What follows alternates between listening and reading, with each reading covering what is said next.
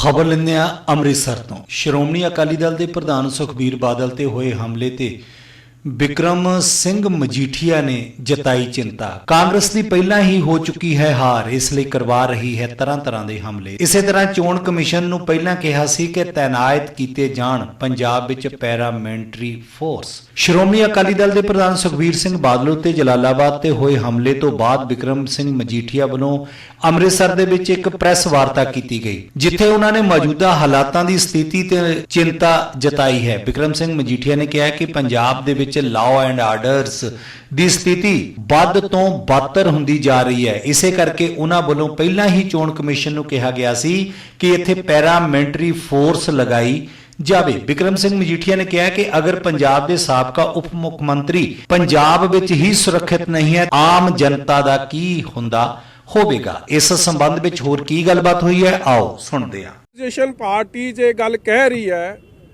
ਕਿ ਜਿਹੜੇ स्टेट के होम मिनिस्टर ने और मुख्यमंत्री साहब भी ने, चीफ मिनिस्टर साहब कैप्टन अमरिंदर सिंह अज 1.5 साल तो वध हो गया वो आपदे फार्म हाउस तो नहीं निकले। जेड़ा स्टेट का होम मिनिस्टर होवे, स्टेट का मुखिया होवे, आपदे घर चों ना निकले ते लॉ एंड ऑर्डर के जो हालात फिर जो बनने वो सारिਆਂ ਦੇ सामने।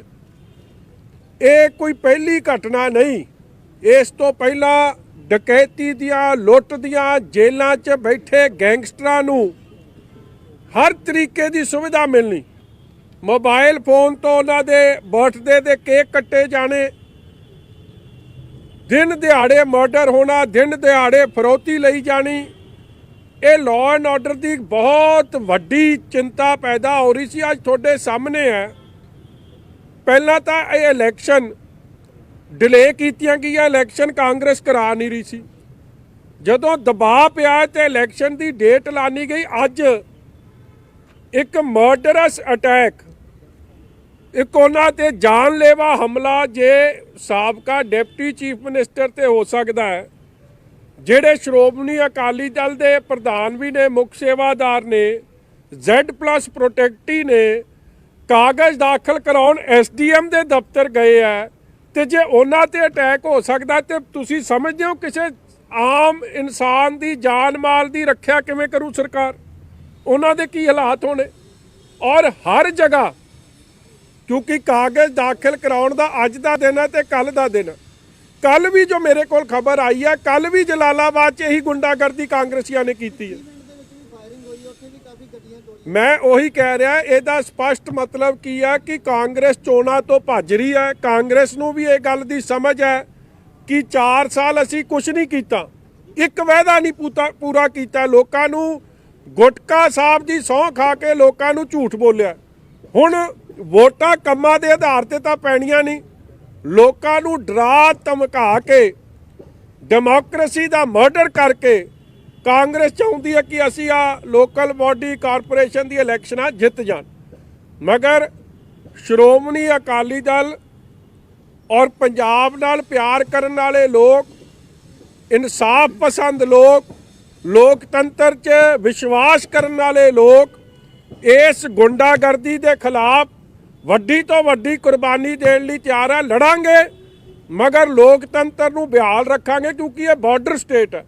देखो जिथे सारी घटना वापरी है वो पाकिस्तान बॉर्डर तो 20 किलोमीटर की दूरी ते जे हालात बॉर्डर स्टेट के बने हैं, बॉर्डर डिस्ट्रिक्ट के बने हैं, तो तुसी आप हिसाब ला सकते हो कि की हालात सूबे के सारे दे बने हुए। देखो जी 3 बंदियां दे गोली वजी है। सुखबीर सिंह जी बादल जेडे Z+ प्रोटेक्टी है, उन्हां दी गड्डी ते सिर्फ इसलिए हमला किया गया क्योंकि वो कागज़ दाखिल कराउण म्यूनिसिपल कमेटी की चोणां च जलालाबाद दे कागज़ दाखिल कराउण उत्थे आ रहे सी। पुलिस नूं पहलां तो उन्हां दा प्रोग्राम गया होया सी।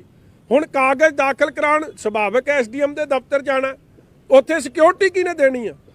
सरकार ने देनी है, रिटर्निंग अफसर ने देनी है, जिला प्रशासन ने देनी है, किसी ने नहीं देनी। क्यों नहीं? उन्होंने क्यों नहीं ध्यान दिता? गुंडे पहला तो मौजूद सन, ਇੱਟਾਂ ਦਾ ਪ੍ਰਬੰਧ, ਵੈਪਨ ਦਾ ਪ੍ਰਬੰਧ, ਲਾਠੀਆਂ ਦਾ ਪ੍ਰਬੰਧ। ਮੇਰੇ ਕੋਲ ਤਾਂ ਇੱਥੋਂ ਤੱਕ ਖਬਰ ਹੈ ਕਿ ਪੈਟਰੋਲ ਬੰਬ ਤੱਕ ਦੀ ਤਿਆਰੀ ਸੀ। ਉਹ ਤਾਂ ਰੌਲਾ ਇੰਨਾ ਪੈ ਗਿਆ ਕਿ ਉਹ ਘਬਰਾ ਗਏ ਤੇ ਆਪ ਦੀ ਪੂਰੀ ਕਾਰਵਾਈ ਨੂੰ ਅੰਜਾਮ ਨਹੀਂ ਦੇ ਸਕੇ। ਫਾਇਰਿੰਗ ਹੋ ਗਈ, ਬੰਦਿਆਂ ਦੇ ਗੋਲੀ ਲੱਗ ਗਈ। ਪ੍ਰਮਾਤਮਾ ਦਾ ਸ਼ੁਕਰ ਹੈ ਕਿ ਉਹ ਬੰਦਿਆਂ ਦੀ ਜਾਨ ਬਚ ਗਈ ਹੈ। ਮਗਰ ਇਹਦੇ ਨਾਲ ਕੈਪਟਨ ਅਮਰਿੰਦਰ ਸਿੰਘ ਦੇ ਵੱਲੋਂ ਜਿਹੜੀ ਗੁੰਡਾਗਰਦੀ ਕਰਾਈ ਜਾ ਰਹੀ ਹੈ, ਫੈਲਾਈ ਜਾ ਰਹੀ ਹੈ, ਜੋ ਲੌਲੈਸਨੈਸ ਪੰਜਾਬ 'ਚ ਫੈਲਾਈ ਜਾ ਰਹੀ ਹੈ, ਇਹਦੇ ਨਾਲ ਪੰਜਾਬ ਦਾ ਅਕਸ਼, ਪੰਜਾਬ 'ਚ ਨਿਵੇਸ਼, ਪੰਜਾਬ ਦੇ ਹਾਲਾਤ ਬਹੁਤ ਵਿਗੜਦੇ ਜਾ ਰਹੇ ਆ। ਇਹ ਅੱਜ ਸਥਿਤੀ ਸਪਸ਼ਟ ਹੋ ਰਹੀ ਹੈ। ਆਜ਼ਾਦ ਤੇ ਨਿਰਪੱਖ ਚੋਣਾਂ ਲਈ ਕੀ ਮੰਗ ਕਰੋਗੇ? ਦੇਖੋ, ਅਸੀਂ ਪਹਿਲਾਂ ਹੀ ਸਾਨੂੰ ਇਹਨਾਂ ਗੱਲਾਂ ਦਾ ਖਦਸ਼ਾ ਸੀ। ਇਹ ਨਹੀਂ ਅਸੀਂ ਰਿਅਲਾਈਜ਼ ਕੀਤਾ ਸੀ ਕਿ ਇਹਨਾਂ ਨੇ ਮਤਲਬ ਐਸਡੀਐਮ ਦੇ ਦਫ਼ਤਰ ਅੰਦਰ ਵੀ ਇਹ ਕੁਝ ਕਰ ਦੇਣਾ। ਅਸੀਂ ਪੈਰਾ ਮਿਲਟਰੀ ਫੋਰਸਿਸ ਦੀ ਮੰਗ ਕੀਤੀ ਸੀ, ਲਿਖਤੀ ਦੇ ਕੇ ਆਏ ਸਾਂ ਇਲੈਕਸ਼ਨ ਕਮਿਸ਼ਨ ਕੋਲ, ਔਰ ਇਹ ਇਲੈਕਸ਼ਨ ਕਮਿਸ਼ਨ ਦਾ ਵੀ ਬਹੁਤ ਵੱਡਾ ਫੇਲਿਅਰ ਜਗਪਾਲ ਸੰਧੂ ਸਾਹਿਬ ਦਾ ਹੈ ਕਿ ਜੇ ਉਹ ਲੋਕਤੰਤਰ ਨੂੰ ਨਹੀਂ ਬਹਾਲ ਰੱਖ ਸਕਦੇ, ਜੇ ਵਿਦਆਊਟ ਫੀਅਰ ਐਂਡ ਪ੍ਰੈਜੁਡਿਸ, ਬਗੈਰ ਕਿਸੇ ਡਰ ਤੋਂ ਬੰਦਾ ਵੋਟ ਨਹੀਂ ਪਾ ਸਕਦਾ, ਤੇ ਫਿਰ ਸੁਭਾਵਿਕ ਹੈ ਲੋਕਤੰਤਰ ਦੀਆਂ ਧੱਜੀਆਂ ਉਡਾਉਣ 'ਚ ਤਾਂ ਫਿਰ ਸਭ ਦਾ ਰੋਲ ਸਾਹਮਣੇ ਆ ਰਿਹਾ। ਦੇਖੋ, ਇੱਕ ਮੇਰੀ ਗੱਲ, ਬਿਲਕੁਲ ਕਾਂਗਰਸ ਦੀ ਹਾਰ, ਆਪਣੀ ਹਾਰ ਵੇਖਦੇ ਕਾਂਗਰਸ ਦੀ ਬਕਲਾਹਟ ਤਦੇ ਪਹਿਲਾਂ ਚੋਣਾਂ ਨਹੀਂ ਹੋਣ ਦਿੱਤੀਆਂ। ਇਹ ਆਲਰੇਡੀ ਚੋਣਾਂ ਸਾਲ ਤੋਂ ਵੱਧ ਡਿਲੇਡ ਹੈ, ਔਰ ਚੋਣਾਂ ਜੇ ਹੋ ਰਹੀਆਂ ਨੇ, ਜੇ ਇੱਕ ਸਾਬਕਾ ਡਿਪਟੀ ਸੀਐਮ ਤੇ ਇਸ ਤਰੀਕੇ ਨਾਲ ਜਾਨਲੇਵਾ ਹਮਲਾ ਹੋ ਸਕਦਾ ਤੇ ਸਧਾਰਨ ਬੰਦਾ ਸੁਰੱਖਿਅਤ ਹੈ ਜੀ? ਇੱਕ ਦੁਕਾਨਦਾਰ ਜਾਂ ਇੱਕ ਰੇੜੀ ਲਾਉਣ ਵਾਲਾ ਜਾਂ ਇੱਕ ਨੌਕਰੀ ਕਰਨ ਵਾਲਾ, ਉਹਦੇ 'ਚ ਇੰਨੀ ਹਿੰਮਤ ਹੈ ਕਿ ਉਹ ਸਰਕਾਰ ਨੂੰ ਟੇਕ ਔਨ ਕਰਕੇ ਆਪਦੀ ਵਿਦਆਊਟ ਕਿਸੇ ਡਰ ਤੋਂ ਵੋਟ ਪਾ ਜਾਊਗਾ? ਪਰ ਸਰ ਜੀ, ਕਾਗਜ਼ ਦਾਖਲ ਕਰਨ ਲੱਗਿਆ ਇਦਾਂ ਦੇ ਮਾਹੌਲ ਹੈ ਤੇ ਚੋਣਾਂ ਜਿੱਦਣ ਹੋਣਗੀਆਂ ਉਹਨੂੰ ਤੁਸੀਂ ਕਿੱਦਾਂ ਦੇਖਦੇ? ਮੈਂ ਸਰ ਆਹੀ ਬੇਨਤੀ ਤੁਹਾਨੂੰ ਕਰ ਰਿਹਾ, ਮੈਂ ਉਹੀ ਗੱਲ ਕਹਿ ਰਿਹਾ ਕਿ ਜੇ ਕਾਗਜ਼ ਦਾਖਲ ਕਰਾਉਣ ਲਈ ਡੀਸੀ ਐਸਡੀਐਮ ਦੇ ਦਫ਼ਤਰਾਂ 'ਚ ਇਹ ਹਾਲ ਹੈ, ਤੇ ਤੁਸੀਂ ਸਮਝਦੇ ਹੋ ਕਿ ਵੋਟਾਂ ਪੈ ਜਾਣਗੀਆਂ 14 ਦਿਨਾਂ 'ਚ? ਲੋਕਾਂ ਦੇ ਨਾਲ ਕੀ ਕੁਝ ਕੀਤਾ ਜਾਊਗਾ? ਬਿਜਲੀ ਵਾਲੇ, ਬੱਤੀ ਵਾਲੇ, ਵੇਟ ਐਂਡ ਮੈਜਰ ਵਾਲੇ, ਹੈਲਥ ਮਹਿਕਮੇ ਵਾਲੇ, ਹਰੇਕ ਤਰੀਕੇ ਨਾਲ ਪੁਲਿਸ ਨੂੰ ਹਰੇਕ ਤਰੀਕੇ ਦੇ ਹਥਕੰਡੇ ਅਪਣਾਏ ਜਾ ਰਹੇ ਆ। ਜਿਹੜਾ ਨਹੀਂ ਮੰਨਦਾ ਇਹਨਾਂ ਨੂੰ ਵੋਟ ਪਾਉਣ ਨੂੰ, ਉਹਦੀ ਦੁਕਾਨ ਬੰਦ, ਉੱਤੇ ਬਿਜਲੀ ਦਾ ਰੇਡ, ਉੱਤੇ ਪੁਲਿਸ ਦਾ ਰੇਡ, ਉਸ ਤੇ ਐਕਸਾਈਜ਼ ਦਾ ਰੇਡ, ਮਤਲਬ ਕੋਈ ਕੰਮ, ਕੋਈ ਮਹਿਕਮਾ ਛੱਡਿਆ ਹੀ ਨਹੀਂ ਜਿਹਦਾ ਰੇਡ ਨਹੀਂ ਹੋ ਰਿਹਾ।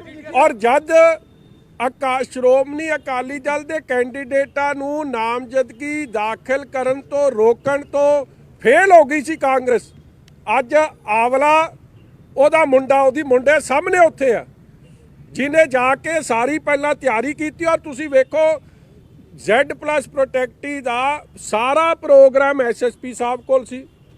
ਐਸਐਸਪੀ ਸਾਹਿਬ ਦਾ ਫੇਲੀਅਰ ਵੇਖ ਲਓ ਕਿ ਸਾਰਾ ਕੁਝ ਉੱਥੇ ਇਕੱਠਾ ਹੋ ਗਿਆ। ਵੈਪਨ ਕਿੱਥੋਂ ਆ ਗਏ, ਉੱਥੇ ਪੱਥਰ ਕਿੱਥੋਂ ਆ ਗਏ? ਤੇ ਉਹ ਕੀ ਪੁਲਿਸ ਸੁੱਤੀ ਪਈ ਸੀ ਕਿ ਪੁਲਿਸ ਨਾਲ ਹੋ ਕੇ ਤਿਆਰੀ ਕਰਾ ਰਹੀ ਸੀ? ਪੁਲਿਸ ਨਾਲ ਹੋ ਕੇ ਤਿਆਰੀ ਕਰਾ ਸੀ। ਪੁਲਿਸ ਤੇ ਇਸ ਤਰੀਕੇ ਦਾ ਦਬਾਅ, ਜਦੋਂ ਸਟੇਟ ਦੀ ਪੁਲਿਸ ਨੇ ਸਟੇਟ ਦੇ ਮੁੱਖ ਮੰਤਰੀ ਦੇ ਹਿਸਾਬ ਨਾਲ ਚੱਲਣਾ, ਫਿਰ ਲਾਅ ਐਂਡ ਆਰਡਰ ਦੀ ਧੱਜੀਆਂ ਔਰ ਫ੍ਰੀ ਐਂਡ ਫੇਅਰ ਇਲੈਕਸ਼ਨ ਕਿੱਥੋਂ ਹੋਣੀ? ਮਗਰ ਸ਼੍ਰੋਮਣੀ ਅਕਾਲੀ ਦਲ ਪਿੱਛੇ ਨਹੀਂ ਹਟੂਗਾ।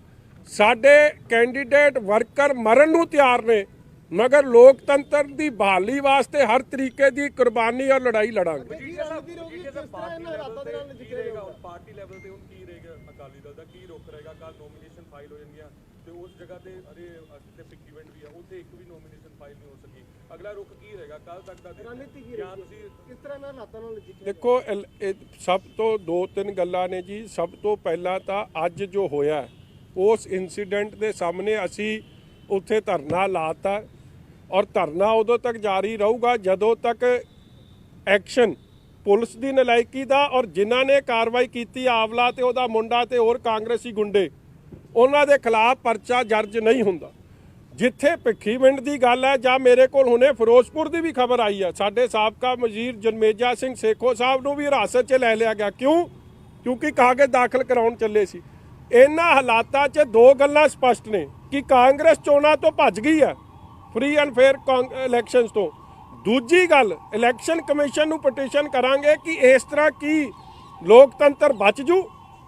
ਇਸ ਲਈ ਅਸੀਂ ਜੋ ਸਾਡੇ ਕੋਲ ਸੰਵਿਧਾਨਕ ਹੱਕ ਨੇ, ਅਸੀਂ ਅੱਜ ਆਨਰੇਬਲ ਸਪੀਕਰ ਨੂੰ ਵੀ ਚਿੱਠੀ ਲਿਖੀ ਹੈ, ਕਿਉਂਕਿ ਸੁਖਬੀਰ ਜੀ ਕੱਲ ਤੱਕ ਪਾਰਲੀਮੈਂਟ 'ਚ ਸੀ, ਅੱਜ ਹੀ ਸਵੇਰੇ ਉੱਥੋਂ ਆਏ ਸੀ ਇੱਥੇ, ਕਿਉਂਕਿ ਇਹ ਗੱਲ ਦਾ ਖਦਸ਼ਾ ਜ਼ਾਹਿਰ ਕੀਤੀ ਜਾ ਰਹੀ ਸੀ ਕਿ ਸ਼੍ਰੋਮਣੀ ਅਕਾਲੀ ਦਲ ਦੇ ਮੈਂਬਰਾਂ ਨੂੰ ਇਹਨਾਂ ਨੇ ਕਾਗਜ਼ ਦਾਖਲ ਨਹੀਂ ਕਰਨ ਦੇਣੇ। ਸੋ ਸਾਰਿਆਂ ਦੀ ਮੰਗ ਸੀ ਕਿ ਫਿਰੋਜ਼ਪੁਰ ਦੀਆਂ ਜਿੰਨੀਆਂ ਸੀਟਾਂ ਨੇ ਐਮਪੀ ਸਾਹਿਬ ਆਪ ਚੱਲਣ, ਤੇ ਸ਼ਾਇਦ ਐਮਪੀ ਸਾਹਿਬ ਦੇ ਕਰਕੇ ਇਹ ਹਾਲਾਤ ਪੈਦਾ ਨਹੀਂ ਹੋਣਗੇ। ਮਗਰ ਅਫਸੋਸ ਨਾਲ ਕਹਿਣਾ ਪੈਂਦਾ ਕਿ ਕਾਂਗਰਸ ਨੇ ਜੋ ਆਪਦੀ ਮਨਸ਼ਾ ਸੀ ਉਹ ਸਾਫ਼ ਕਰਤੀ ਅੱਜ ਗੁੰਡਾਗਰਦੀ ਨੂੰ। ਹਾਂਜੀ, ਲੋਕਤੰਤਰ ਨੂੰ ਖਤਰਾ ਪੈਦਾ ਹੋ ਗਿਆ ਕਿ ਐਸੇ ਦੇ ਲੋਕਤੰਤਰ ਤਾਂ ਪੰਜਾਬ 'ਚ ਰਿਹਾ ਹੀ ਨਹੀਂ ਜੀ। ਦੇਖੋ ਇੰਡਸਟਰੀ ਦੇ ਕੀ ਹਾਲਾਤ ਕੀਤੇ ਜਾ ਰਹੇ ਆ, ਲੋਕਾਂ ਦੇ ਨਾਲ ਰੋਜ਼ ਦਿਨ ਦਿਹਾੜੇ ਫਰੌਤੀ। ਇੱਕ ਇੱਥੇ ਮੰਤਰੀ ਸਾਹਿਬ ਨੇ, ਉਹਨਾਂ ਦੀ ਉਹ ਫੋਟੋ ਵਾਇਰਲ ਹੋਈ ਆ, ਉਹ ਗੈਂਗਸਟਰ ਤਾਂ ਉਹਨਾਂ ਨੂੰ ਸਲਾਹ ਦੇ ਰਿਹਾ ਕਿ ਜੇਲ੍ਹਾਂ ਦਾ ਪ੍ਰਸ਼ਾਸਨ ਕਿਵੇਂ ਚੱਲਣਾ ਚਾਹੀਦਾ।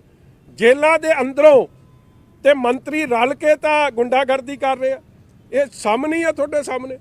ਅੱਜ ਉਹਨਾਂ ਦਾ ਹੌਲਾ ਜਿਹਾ ਕਾਕਾ ਉਹ, ਮੈਂ ਤਾਂ ਉਹਦੀ ਫੋਟੋ ਵੇਖੀ ਆ, ਮੈਨੂੰ ਲੱਗਦਾ 40 ਕਿਲੋ ਭਾਰ ਨਹੀਂ ਹੋਣਾ। ਉਹਦੇ 'ਚ ਵਿਚਾਰੇ 'ਚ ਕਿੱਥੋਂ ਇੰਨੀ ਹਿੰਮਤ ਆ ਜਾਣੀ ਸੀ। ਸੁਭਾਵਿਕ ਆ, ਪੁਲਿਸ ਦੀ ਸਪੋਰਟ ਹੈ ਤਦੇ ਆ ਚਿੜੀ ਜਿੰਨਾ ਮੁੰਡਾ ਐਡਾ ਆਪਦਾ ਦਿਖਾ ਰਿਹਾ ਜ਼ੋਰ। ਇਹ ਗੱਲਾਂ ਬੜੇ ਅਫਸੋਸ ਦੀ ਗੱਲ ਹੈ। ਤੁਸੀਂ ਲੋਕਤੰਤਰ ਨੂੰ ਮਾਰੋਗੇ ਬਾਰਡਰ ਸਟੇਟ 'ਚ, ਇਹਦਾ ਫਾਇਦਾ ਵਿਰੋਧੀ ਮੁਲਕ, ਵਿਰੋਧੀ ਦੇਸ਼ ਉਠਾਊਗਾ ਔਰ ਉਹਦੇ ਨਾਲ ਨੁਕਸਾਨ ਦੇਸ਼ ਦਾ ਹੋਊਗਾ, ਪੰਜਾਬ ਦਾ ਹੋਊਗਾ। ਪੰਜਾਬ ਸਰਕਾਰ ਆਪ ਹੀ ਮਾਹੌਲ ਖਰਾਬ ਕਰ ਰਹੀ ਹੈ ਸਟੇਟ ਦਾ। ਯਾਰ ਐਸਡੀਐਮ ਦੇ ਦਫ਼ਤਰ ਦੀ ਸਿਕਿਉਰਿਟੀ ਕਿਹਦੀ ਆ? ਸਟੇਟ ਦੀ ਸਿਕਿਉਰਿਟੀ ਕਿਹਦੀ ਆ? ਜਿੱਥੇ ਨੋਮੀਨੇਸ਼ਨ ਫਾਈਲ ਹੋਣੇ, ਜੇ ਉੱਥੇ ਹਾਲਾਤ ਹੈ ਤੇ ਬਾਕੀ ਸਟੇਟ ਦੀ ਤਾਂ ਗੱਲ ਹੀ ਛੱਡ ਦਿਓ, ਕੀ ਹਾਲਾਤ ਹੋਣੇ। ਅਕਾਲੀ ਆਗੂਆਂ ਨੂੰ ਕਿਉਂ ਨਿਸ਼ਾਨਾ ਬਣਾ ਰਹੇ ਕਾਂਗਰਸ? ਉਹ ਦੂਜੇ ਤਾਂ ਉਹਨਾਂ ਦੇ ਯਾਰ ਨੇ, ਉਹ ਤਾਂ ਲੜ ਵੀ ਨਹੀਂ ਰਹੇ। ਤੁਹਾਨੂੰ ਫੜ ਕੇ ਕਿਤੇ ਸਾਡੇ ਅੰਮ੍ਰਿਤਸਰ 'ਚ ਤਾਂ ਮੈਂ ਕਿਤੇ ਨਹੀਂ ਵੇਖੇ, ਕਿਤੇ ਖਬਰ ਵੀ ਆਈ ਆ, ਸਿਵਾਏ ਅਖਬਾਰਾਂ ਤੱਕ ਸੀਮਿਤ ਰਹਿ ਕੇ ਬਿਆਨ ਦੇਣ ਤੱਕ ਨੇ। ਔਰ ਜੇ ਉਹ ਸੀਰੀਅਸਲੀ ਇਲੈਕਸ਼ਨ ਲੜ ਰਹੇ ਹੁੰਦੇ ਤੇ ਪ੍ਰੋਬਲਮ ਉਹਨਾਂ ਨੂੰ ਵੀ ਸਾਹਮਣੇ ਆ ਜਾਂਦੀ। ਮਗਰ ਕਿਉਂਕਿ ਉਹਨਾਂ ਨਾਲ ਫਿਕਸਡ ਮੈਚ ਹੈ ਕਿ ਇਹ ਕਾਮਯਾਬ ਹੋ ਜਾਣ, ਆਪ ਵਾਲੇ ਹੋ ਜਾਣ, ਸਾਡੀ ਕਾਂਗਰਸ ਦੀ ਬੀ ਟੀਮ ਹੈ, ਮਗਰ ਸ਼੍ਰੋਮਣੀ ਅਕਾਲੀ ਦਲ ਵਾਲਾ ਨਹੀਂ ਲੜਨਾ ਹੋਣਾ ਚਾਹੀਦਾ। ਹਾਂਜੀ, ਵਿਰੋਧੀ ਦੇਸ਼ ਹੈ ਤੁਸੀਂ ਕਿਹਾ ਹੋਣੇ, ਤੇ ਵਿਰੋਧੀ ਦੇਸ਼ ਕਹਿੰਦਾ ਯਾਰ ਜੇ ਬਾਰਡਰ ਸਟੇਟ 'ਚ, ਬਾਰਡਰ ਡਿਸਟ੍ਰਿਕਟ 'ਚ law and order the issue ਖੜਾ ਹੋਊਗਾ ਤੇ ਤਾਰਾਂ ਤੋਂ ਪਾਰ ਦੀ ਤਾਂ ਰੋਜ਼ ਖਬਰਾਂ ਲੱਗ ਰਹੀਆਂ ਨੇ, ਉਹਦਾ ਨਜਾਇਜ਼ ਫਾਇਦਾ ਕੌਣ ਉਠਾਊਗਾ? ਲੱਗਦਾ ਕਾਲੇ ਦਿਨ ਆ ਸਕਦੇ ਦੁਬਾਰਾ ਜੀ। ਦੇਖੋ, ਅਸੀਂ ਨਹੀਂ ਚਾਹੁੰਦੇ ਕਾਲੇ ਦਿਨ ਆਉਣ, ਮਗਰ ਜੇ ਮੁੱਖ ਮੰਤਰੀ ਇਸ ਤਰ੍ਹਾਂ ਕੰਮ ਕਰਨ ਦੀ ਨੀਂਦ ਸੁੱਤੇ ਰਹਿਣਗੇ ਤੇ ਫਿਰ ਤਾਂ ਕੁਝ ਵੀ ਹੋ ਸਕਦਾ।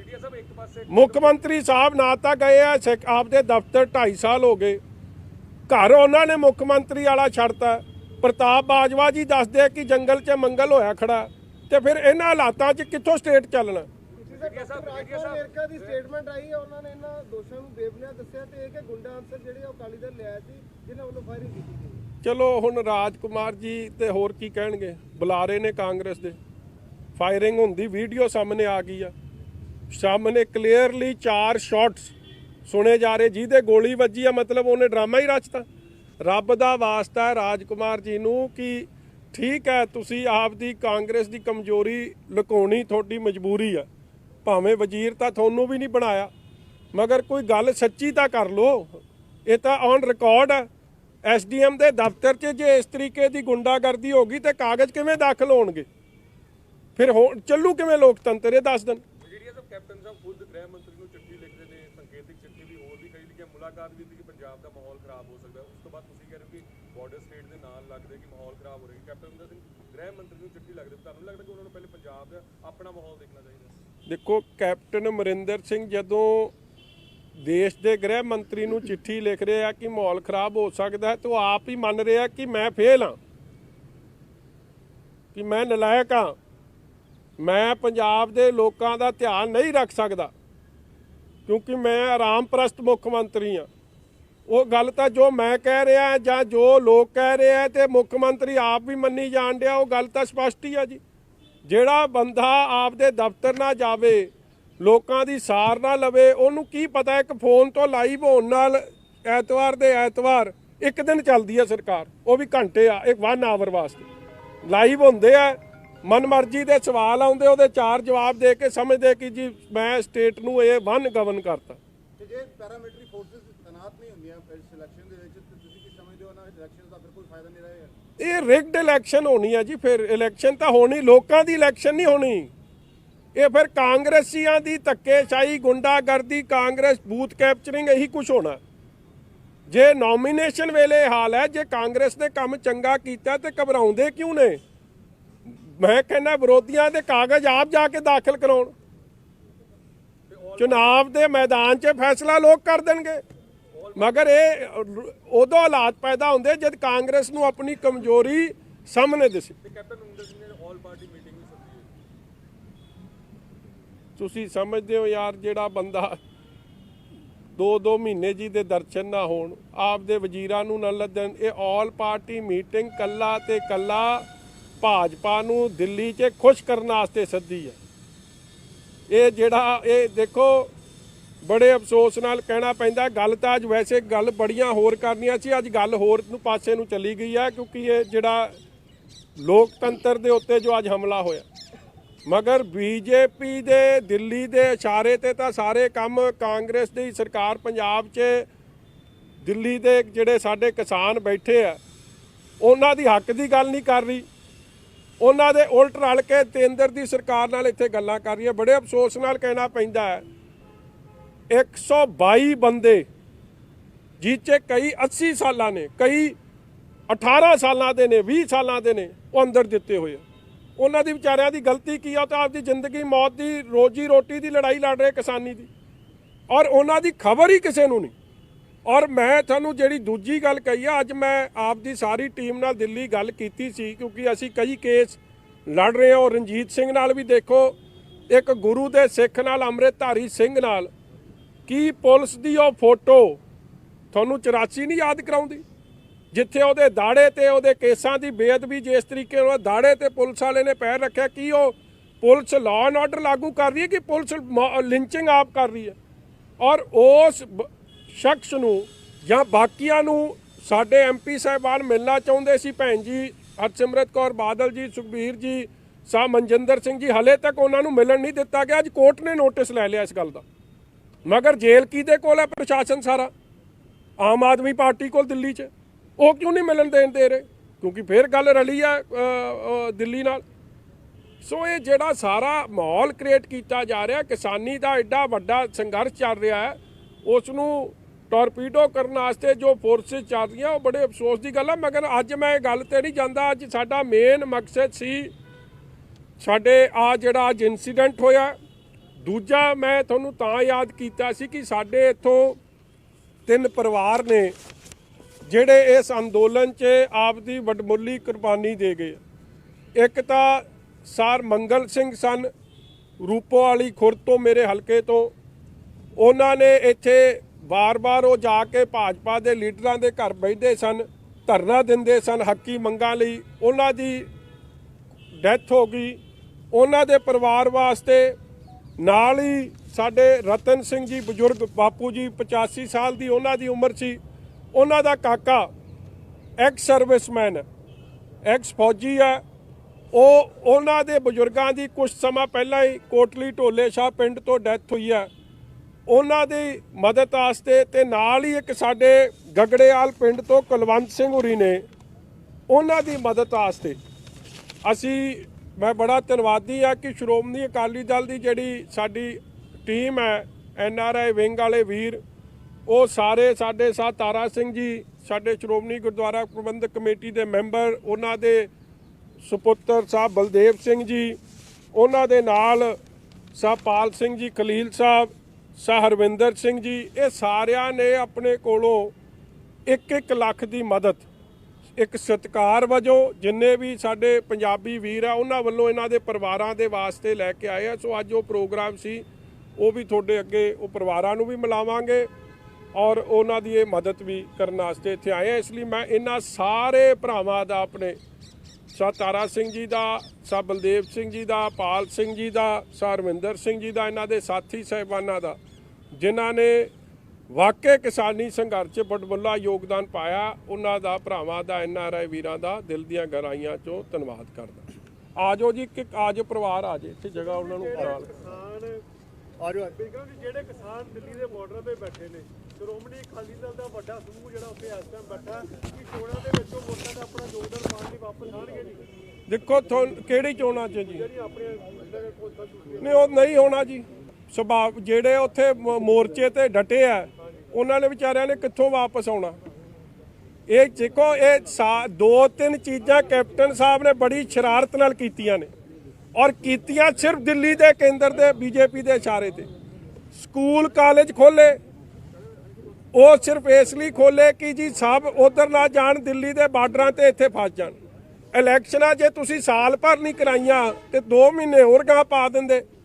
ਮਗਰ ਅਸੀਂ ਆਪੋਜੀਸ਼ਨ ਪਾਰਟੀ ਨੇ ਇੱਕ ਵਾਰੀ ਗੱਲ ਕਹੀ, ਅਸੀਂ ਬਾਰ-ਬਾਰ ਨਹੀਂ ਇਹ ਗੱਲ ਕਹੀ, ਕਿਉਂਕਿ ਕਾਂਗਰਸ ਨੂੰ ਇੱਕ ਬਹਾਨਾ ਚਾਹੀਦਾ ਸੀ ਕਿ ਇਹ ਚੋਣਾਂ ਤੋਂ ਭੱਜਦੇ ਆ। ਮਗਰ ਇਹ ਅਸਲੀਅਤ ਹੋ ਗਈ ਕਿ ਚੋਣਾਂ ਨੂੰ ਵਿੱਚ ਰੱਖਣਾ, ਜਦੋਂ ਐਡਾ ਵੱਡਾ ਸੰਘਰਸ਼ ਚੱਲ ਰਿਹਾ ਹੋਵੇ ਦੇਸ਼ ਦਾ, ਇਹ ਸਾਰਾ ਕੁਝ ਇੱਕ ਰਲੀ ਮਿਲੀ ਭੁਗਤ ਕੈਪਟਨ ਅਮਰਿੰਦਰ ਸਿੰਘ ਦੀ ਦਿੱਲੀ ਨਾਲ ਹੈ, ਉਹ ਸਾਹਮਣੇ ਆਉਂਦੀ ਹੈ। ਜੇ ਤੁਸੀਂ ਸਾਲ ਭਰ ਨਹੀਂ ਕਰਾਈ ਤੇ ਹੁਣ ਕਿਹੜੀ ਆਫਤ ਆ ਗਈ ਸੀ? ਜੇ ਤੁਸੀਂ ਐਡੇ ਚਿੰਤਿਤ ਸੀ ਇਲੈਕਸ਼ਨਾਂ ਵਾਸਤੇ, ਫਿਰ ਸਾਲ ਪਹਿਲਾਂ ਕਰਾ ਲੈਂਦੇ। 1.5 ਸਾਲ ਤੋਂ ਡਿਊ ਆ, ਕਦੋਂ ਦੀ ਡਿਊ ਆ ਇਲੈਕਸ਼ਨ? ਸੋ ਇਹ ਕਈ ਗੱਲਾਂ ਨੇ। ਔਰ ਚਲੋ ਸੰਘਰਸ਼ ਵੀ ਬੜਾ ਜ਼ਰੂਰੀ ਆ ਜੀ, ਕਿਉਂਕਿ ਪੰਜਾਬ ਇੱਕ ਐਗਰੀਕਲਚਰ ਇਕਾਨਮੀ ਆ, ਦੇਸ਼ ਇੱਕ ਐਗਰੀਕਲਚਰ ਇਕਾਨਮੀ ਆ, ਉਹ ਸੰਘਰਸ਼ ਕਾਮਯਾਬ ਹੋਣਾ ਚਾਹੀਦਾ। ਰਵਨੀਤ ਬਿੱਟੂ ਦੀ ਉੱਥੇ ਜਦੋਂ ਗਏ ਸੀ ਉਹਦੇ ਨਾਲ ਵੀ ਕਾਫੀ ਵਿਰੋਧਤਾ ਹੋਈ ਜੀ ਉੱਥੇ, ਕਿ ਕਾਂਗਰਸ ਨੂੰ ਪਸੰਦ ਨਹੀਂ ਕਰਦਾ ਜੀ ਕਿਸਾਨੀ ਸੰਘਰਸ਼। ਕੱਲ ਉਹ ਅਸਲ 'ਚ ਨਾ ਅੱਜ ਮੌਕਾ ਨਹੀਂ, ਉਹ ਵੀਡੀਓ ਚੱਲ ਰਹੀ ਹੈ, ਤੁਸੀਂ ਵੇਖੀ ਹੈ ਨਾ, ਦੋਵੇਂ ਕਾਂਗਰਸ MP ਦੀ ਥੱਲੇ ਕਈ ਆਖੀ ਜਾਂਦੇ ਅਤਰੋ ਚਤਰੋ ਦੀ, ਕੀ ਕਰੀ ਜਾਂਦੇ ਉੱਥੇ? ਮੈਂ ਇਸ ਤਰ੍ਹਾਂ ਲੋਕਾਂ ਨੂੰ ਮੂਰਖ ਬਣਾਉਂਗੇ ਜੀ।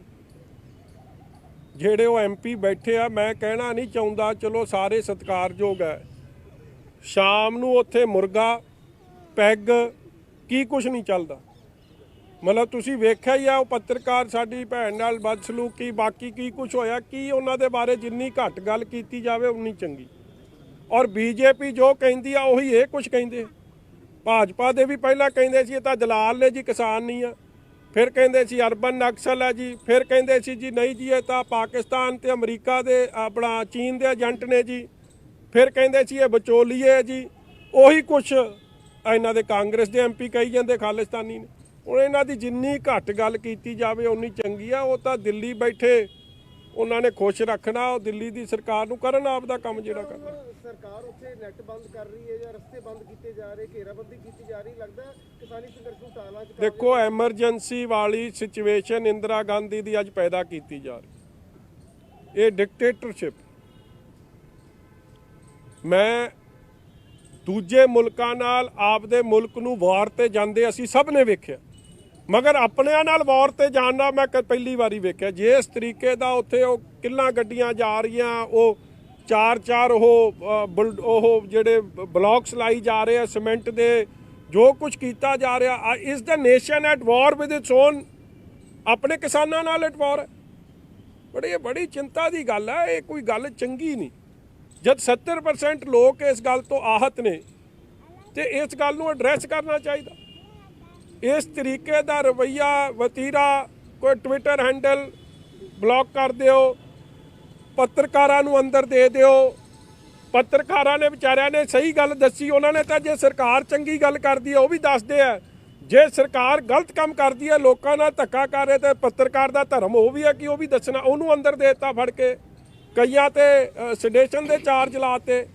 ਇਹ ਸਾਰੀ ਚੀਜ਼ਾਂ ਤਾਂ ਇੰਦਰਾ ਗਾਂਧੀ ਦੇ ਐਮਰਜੈਂਸੀ ਵੇਲੇ ਅਸੀਂ ਤਾਂ ਨਿੱਕੇ ਸੀ, ਉਦੋਂ ਹੀ ਇਹ ਗੱਲਾਂ ਸੁਣੀਆਂ ਸੀ ਜਾਂ ਅੱਜ ਦੇਖ ਰਹੇ। ਬਜਟ ਬਾਰੇ ਕੀ ਕਹੋਗੇ? ਇਹ ਲੱਗ ਰਿਹਾ ਸੀ 2022 ਤੱਕ ਕਿਸਾਨਾਂ ਦੇ ਹਮਲੇ ਹੋ ਰਹੇ ਆ, ਇਹਦਾ ਅਕਾਲੀ ਦਲ ਕੋਈ ਐਕਸ਼ਨ ਪ੍ਰੋਗਰਾਮ ਉਲੀਕੇਗਾ ਜੀ? ਦੇਖੋ ਅੱਜ ਪਾਰਟੀ ਦੀ ਮੀਟਿੰਗ ਹੋਣੀ ਆ ਜੀ ਸ਼ਾਮ ਨੂੰ, ਉਹ ਤੋਂ ਬਾਅਦ ਕੀ ਸਾਰੀ ਰਣਨੀਤੀ ਆ ਉਹ ਤੁਹਾਡੇ ਸਾਹਮਣੇ ਕੱਲ ਤੱਕ ਆਈ ਜਾਊਗੀ। ਮਗਰ ਓਬਵੀਅਸਲੀ ਅਸੀਂ ਆਪ ਦੀ ਜਾਨ ਮਾਲ ਦੀ ਰੱਖਿਆ, ਲੋਕਾਂ ਦੀ, ਜੇ ਸਰਕਾਰ ਫੇਲ ਹੋ ਗਈ ਹੈ ਤੇ ਉਹਨਾਂ ਦੀ ਜੋ ਲੋਕਤੰਤਰ ਬਹਾਲ ਰਵੇ ਉਹਦੇ ਲਈ ਤਾਂ ਹਰ ਤਰੀਕੇ ਦੀ ਲੜਾਈ ਲੜਾਂਗੇ। ਸਾਰ ਬਾਦਲ ਇੰਨੇ ਚਿਰ ਦੇ ਲੜਦੇ। ਤੁਸੀਂ ਕਹਿ ਰਹੇ ਹੋ ਧੱਕੇਸ਼ਾਹੀ ਲਗਾਤਾਰ ਹੋ ਰਹੀ ਹੈ, ਕਿਸਾਨੀ ਅੰਦੋਲਨ ਦੇ ਵਿੱਚ ਬਹੁਤ ਸਾਰੇ ਸਾਡੇ ਪੰਜਾਬੀ ਬੈਠੇ ਹੋਏ ਆ, ਤੇ ਕੀ ਅਕਾਲੀ ਦਲ ਇਸ ਇਲੈਕਸ਼ਨ ਦਾ ਬਾਈਕਾਟ ਵੀ ਕਰ ਸਕਦਾ ਜਾਂ ਤੁਸੀਂ ਚੋਣ ਇਹਨੂੰ ਲੜੋਗੇ? ਉਹ ਭਰਾਵਾ ਮੇਰੇ ਵੱਲੋਂ ਮੈਂ ਨਹੀਂ ਇਹ ਫੈਸਲਾ ਕਰ ਸਕਦਾ, ਇਹ ਤਾਂ ਪਾਰਟੀ ਫੈਸਲਾ ਕਰ ਸਕਦੀ ਆ। ਅਸੀਂ ਤਾਂ ਗੁਰੂ ਦੀ ਬਖਸ਼ਿਸ਼ ਨਾਲ ਚੋਣ ਲੜਾਂਗੇ ਵੀ, ਔਰ ਕਾਂਗਰਸ ਦੀ ਧੱਕੇਸ਼ਾਹੀ ਦਾ ਡਟਵਾਂ ਜਵਾਬ ਦੇਵਾਂਗੇ, ਖਲੋਵਾਂਗੇ। ਇਹ ਕਾਂਗਰਸ ਦੀ B ਟੀਮ ਵਾਂਗੂ ਮੈਦਾਨ ਛੱਡ ਕੇ ਨਹੀਂ ਭੱਜਾਂਗੇ, ਅਸੀਂ ਖਲੋ ਕੇ ਲੜਾਂਗੇ। ਬਜਟ ਬਾਰੇ ਕੀ ਕਹੋਗੇ ਜੀ? ਬੜੀ ਆਸਾਂ ਉਮੀਦਾਂ ਸੀ ਬਜਟ ਤੋਂ, ਸਾਰਾ ਕੁਝ ਨਹੀਂ ਮਿਲ ਦਿੱਤਾ ਜੀ। ਕਿਸਾਨਾਂ ਦੀ ਆਮਦਨ ਦੁਗਣੀ ਕਰਨ ਦਾ ਟੀਚਾ ਸੀ 2022 ਤੱਕ, ਜੋ ਲੱਗ ਰਿਹਾ ਯਾਰ MSP ਹੋਏਗੀ। ਤੁਸੀਂ ਨਾ ਐਡੇ ਸਿਆਣੇ ਬੰਦੇ ਹੋ, ਬਜਟ 'ਚ ਦੀਵਾਨੀ ਤਾਂ ਦਿੱਤੀ ਨਹੀਂ ਪੰਜਾਬ ਨੂੰ, ਹਲੇ ਵੀ ਪੁੱਛਦੇ ਹੋ ਕੀ ਹੋਇਆ। 20,000 ਕਰੋੜ ਦਾ ਅਖਬਾਰ ਨੇ ਛਪਰ ਛਾਪਤੀ ਕਿ ਵੈਸਟ ਬੰਗਾਲ ਨੂੰ ਦੇਤਾ, ਇੱਧਰ ਦੇਤਾ, ਉੱਧਰ ਦੇਤਾ। ਚਲੋ ਚੰਗਾ ਦੇਤਾ, ਉੱਥੇ ਚੋਣਾਂ ਨੇ, ਚੋਣਾਂ ਤਾਂ ਇੱਧਰ ਵੀ ਨੇ, ਇੱਧਰ ਵੀ ਤਰਸ ਕਰ ਲੈਂਦੇ ਕੋਈ।